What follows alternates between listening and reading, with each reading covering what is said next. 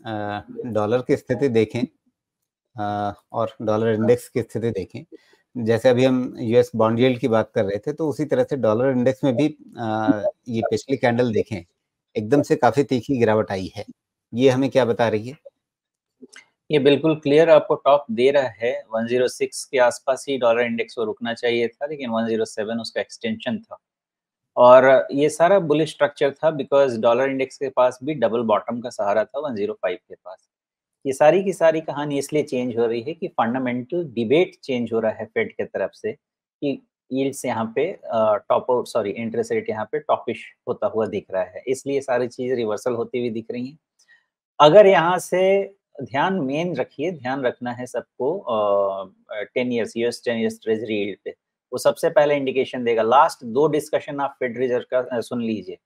वो खुद डिसीजन नहीं ले पा रहे हैं, वो बाद में यही बोल देते हैं कि मार्केट में यील्ड इंडिकेट कर रहा है कि यहाँ से रेट नहीं बढ़ेंगे या इन्फ्लेशन यहाँ पे पीक हो जाएगा। तो वो जब यही कि वो खुद ही कन्फ्यूज़ हैं, तो हम अपने डेटा पॉइंट्स पे ही चले आते हैं।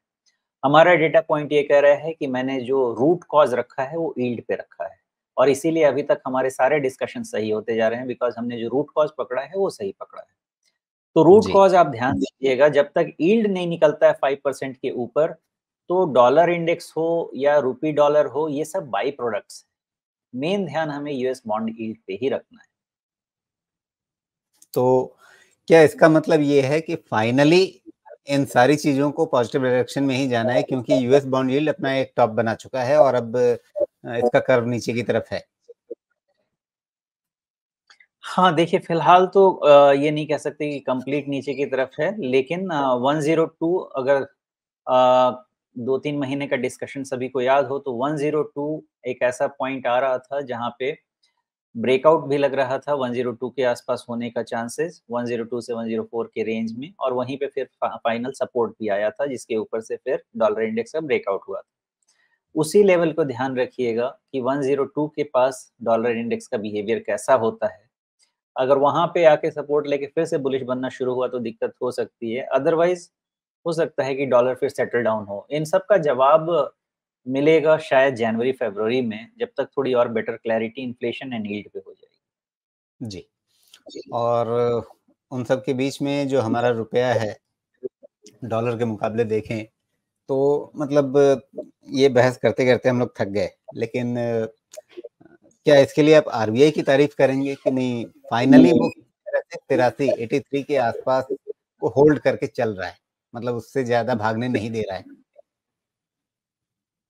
हाँ, तो देखिए रुपए का जो लेवल था वो 83.35 का मैंने लगा के रखा था यूएसडी आईएनआर पेयर का।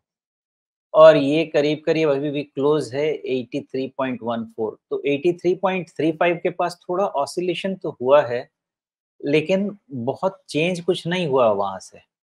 और वो अभी तक मुझे लग रहा है कि वहीं पे फँसा हुआ है और ये बहुत स्ट्रॉन्ग रेजिस्टेंस वहाँ पे क्रिएट होके रखा हुआ है। मैं ये तो नहीं जी। कहूँगा कि अभी तक ये ऊपर नहीं जा सकता है, लेकिन 83.35 को आप थोड़ा-सा 5 पैसा ऊपर कर लीजिए और उसको लेके फैक्टर कीजिए और मुझे लगता है कि शायद ये चीज़ अभी भी काम कर रही है। आगे देखते हैं क्या होता है। 83.5 83.4 पे आरबीआई का तो ठीक है, वो तो सेलिंग कर ही रहे हैं डॉलर की सपोर्ट देने के लिए। लेकिन कहीं न कहीं आपको डॉलर इंडेक्स ओवरऑल ही टॉपिश दिखा है, जिसके कारण सिर्फ रुपये ही नहीं अक्रॉस दी मेजर करेंसीज़ इतना इम्पैक्ट नहीं दिखा है। जी।